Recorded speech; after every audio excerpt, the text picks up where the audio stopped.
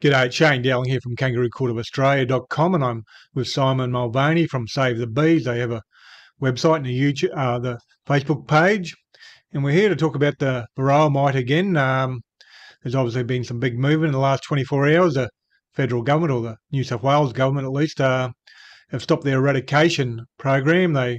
Or policy. They were trying to eradicate the Varroa mite. There'd been an outbreak in Australia. Australia never had it until last year when it was detected in Newcastle. And they had an eradication program to try and eradicate it, but obviously that's failed. So now they've moved to a management program and they're just going to let it rip in effect across the country and try and manage the Varroa mite, which is basically what they do around the world. Simon, you want to say what you know about that?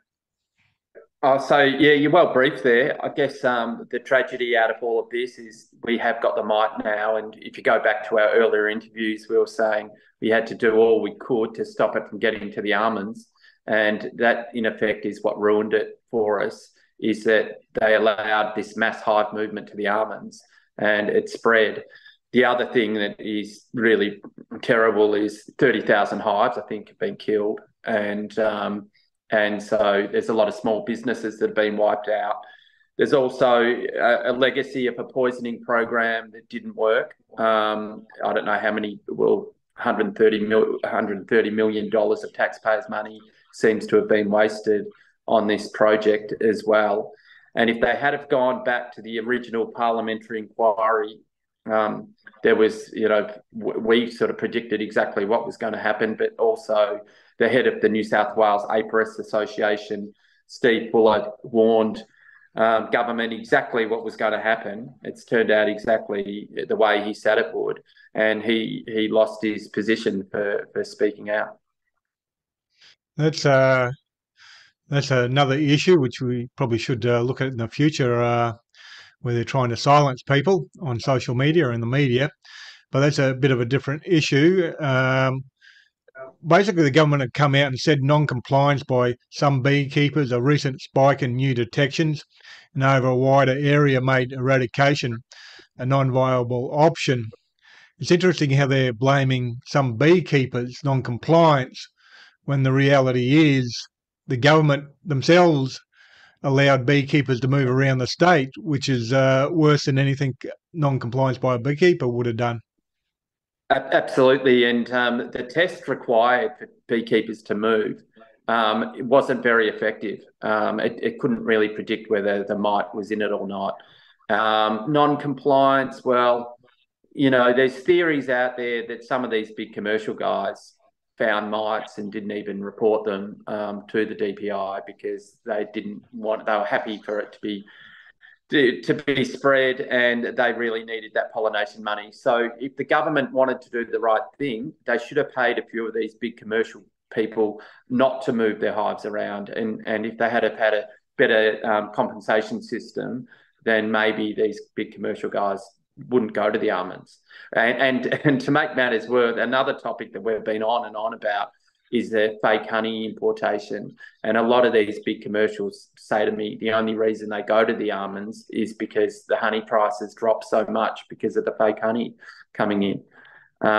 So it's all an awful mess. And then, yeah, the whole plight of living with Varroa, isn't going to be a pleasant one. And you're right when you say let it rip. There's been a secret deal between Queensland, South Australia, and Victoria to say when one state gets Varroa, we'll all act as the one zone, and that's to protect the almond pollination. So, like, we did a poll on a page the other day, and we asked recreational beekeepers or honey producers how many of them felt like they were looked after through this process. And I think 400 people voted, and only 10% felt the government did a good job. Well, one of the things I've read in the last 24 hours that sort of hobby beekeepers who sell honey on the side of the road, a lot of them will probably disappear because of the Varroa mite, because the Varroa mite's going to add extra cost into beekeeping. What do you think about that? Well, particularly, it's going to be interesting next 3 weeks because what had happened because of the poisoning program, beekeepers in New South Wales were told that they weren't allowed to keep bees in those areas for at least 3 to 5 years. And now a lot of them are really excited and keen to get back into it. Um, as you brought up at the start of this interview, everywhere around the world's living with the mite. So there might be a bit of dip in the recreational beekeepers and hobbyists, but I don't think so. I think in the end, we can learn of the experiences of people overseas. And I think beekeeping will, still stay popular. What do you think of the cost? 130 million. How much of that went to actual beekeepers, and how much went to sort of the poisoning? They were poisoning the bees, the bush bees. How much went to beekeepers? Do you know? Well, Steve Fuller, he was the expert that got fired or asked to leave the New South Wales Apiarist Association. He said that they will not divulge where this money was going. It's very hard to get this information out of the DPI. So they're probably spending 100 million, or maybe even 120 out of that 130 on poisoning the native bees, and the beekeepers themselves didn't probably get that much. 30,000 hives. That a lot of those beekeepers. That's a lot of hives. Would they just move on to another industry, or would they come back? Do you think, or? How much of this was sort of corrupt in a way? At some stages, some beekeepers have told me that there was big commercial beekeepers with really old diseased colonies of bees in old boxes, and they would just wrap to get the money. So they were, happy to be in the red zones, and then they start their businesses again. But then there's a class action going on for other beekeepers who you're only compensated for the bees in the hives you lost, not for potential income.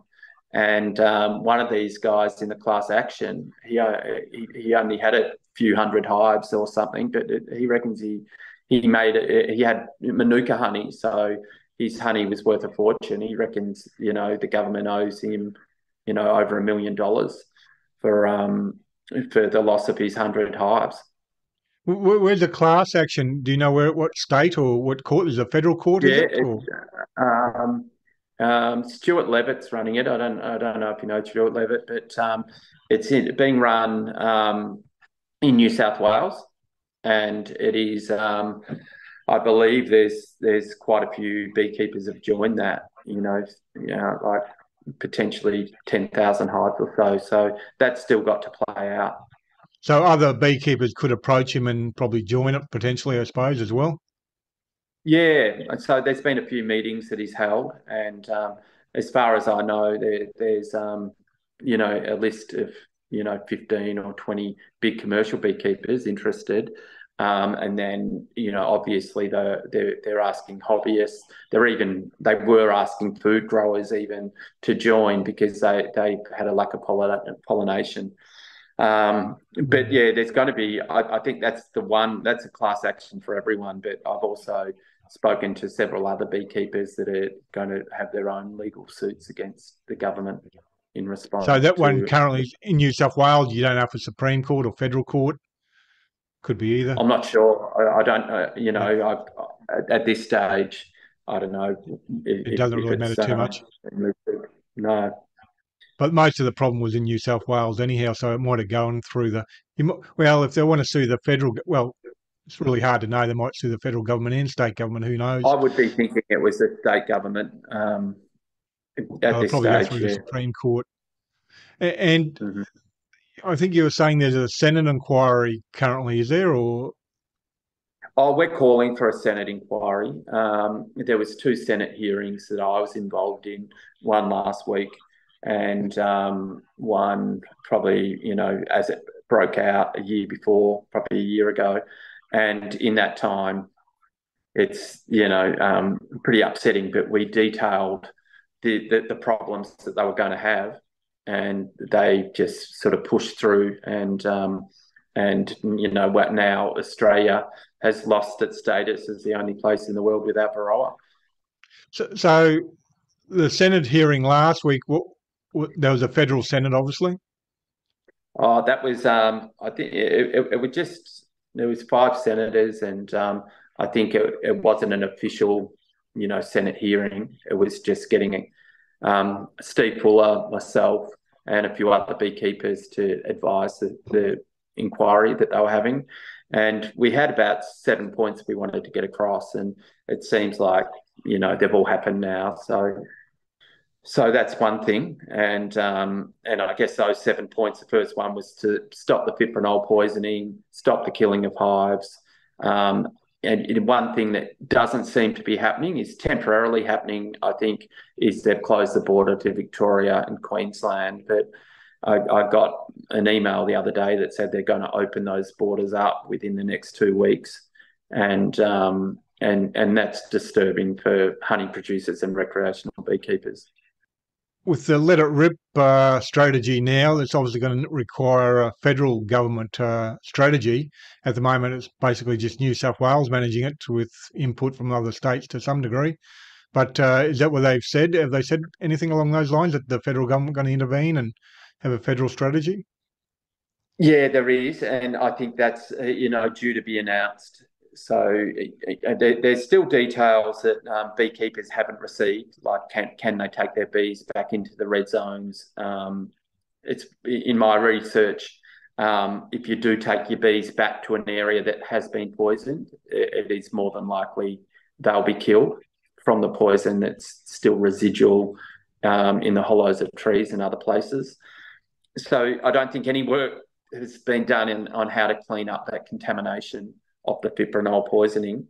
And yeah, but yeah, the federal government's going to have to make a decision. But in my readings, there was a deal done 6 years ago that said that South Australia, Queensland, and Victoria are all going to be one zone under the new system, and then WA and Tasmania will be the only places that probably remain Varroa free. Are the smaller beekeepers struggling overall? Have they been struggling for a couple of years, or has this had a Well, huge impact? Or yeah, maybe some of them even wanted to, get out because we've had, the bushfires and we had the floods, and then now they've had this Varroa incursion, and yeah, it's been devastating. There was a lot of them that looked at it as some type of conspiracy to ruin them from the government. And hopefully they're going to be okay. But even for some of these small beekeepers, they weren't allowed to move their hives for a year. And so some of them, if they've got big numbers, they've got to feed their bees. And they just couldn't do that, and so now their bees are barely surviving, and now they're allowed to move them. So hopefully they will survive. but the bigger beekeepers or the bigger players in the industry, they probably wouldn't have cared too much about their Varroa mite, like importer like Hive and Wellness, because they're probably, I don't know what the percentage would be, but a large percentage of their income is from importing honey. Yeah, and uh, I don't know, like whether I've dropped the ball on this a bit because of the Varroa issue, but in the background, the honey price has been really dipping, and the beeswax price, and it's a disaster. Like it's lower than it was, a few years ago, and this is even after inflation and all the other issues that we have and fuel prices. Um, so yeah, there's a huge. They've started up again, full throttle, and that's you said Hive and Wellness then, but that's the former Capilano honey, and so I've had distressed emails from beekeepers saying, shit, Capilano are doing it again, and yeah, that makes matters worse. Well, they did it with the Lowry honey. They got caught red-handed, which it was fake honey. Capilano, as they were known then, the company claimed it wasn't fake honey, but they stopped selling it very quickly after that guy got it tested. And now it's basically reformed or rebranded as Cloverdale by the looks, from what I can see. having a look at the supermarket shelves. Yeah, and I think a lot of it goes into Cloverdale, and so if there's any consumers out there, definitely avoid Cloverdale honey.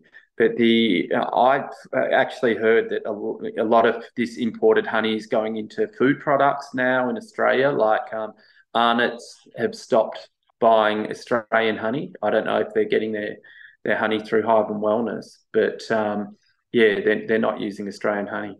I'd say they probably shouldn't even call their bickies Australian if that's the case. Have you approached Arnott and got any feedback from them on that?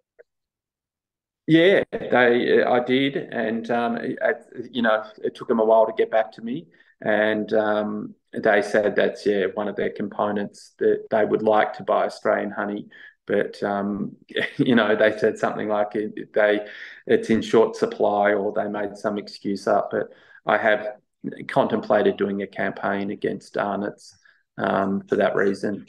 And they didn't say where they're getting the honey from. They didn't say they're getting it from Hive and Wellness, or No, no, they wouldn't divulge that information.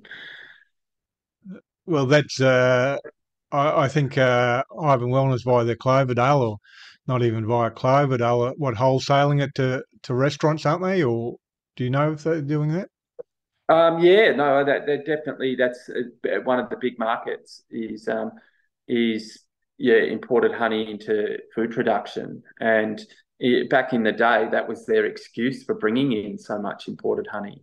They were saying it was going to food manufacturers, but the big Australian beekeepers have been complaining to me saying like that there's no reason for them, that they're saving dollars or something because that's $2 more a kilo is all they'd have to pay to get the Australian honey, and the imported honey that's coming in, it's not likely to be honey at all. Well, the big point we raise this is because you got things like Varroa mite, you got the fires, and all Australian beekeepers are struggling. Like you said, the price is way down. And so when people go to the supermarket and they buy Capilano, they buy Cloverdale, they come from the same company. Hive and Wellness is the parent company. Parent company used to be called Capilano Honey, but now it's just a product. If you're buying Capilano or Cloverdale, you're actually undermining the Australian beekeepers because they're not getting anything or getting very little. There might be beekeepers selling to Hive and Wellness and that going into the Capilano honey, but they use a lot of that profit to increase the imports via Cloverdale and, like you said, into the food industry here in Australia. So if you want to support Australian beekeepers, make sure you're buying the independent brands. I think I've seen Byron Bay honey. You got Mm. brands like that. What's the other one? Other big one? Well, you got Beechworth Honey. There's another company, Hampson Honey, out of Queensland that are really good. So they're starting to get some shelf space, I've seen. But like when we took it on our campaign, I think there was 5 or 6 different brands at the supermarket. They were all actually owned by Capilano at the time. And now they seem to have lost shelf space, which is good.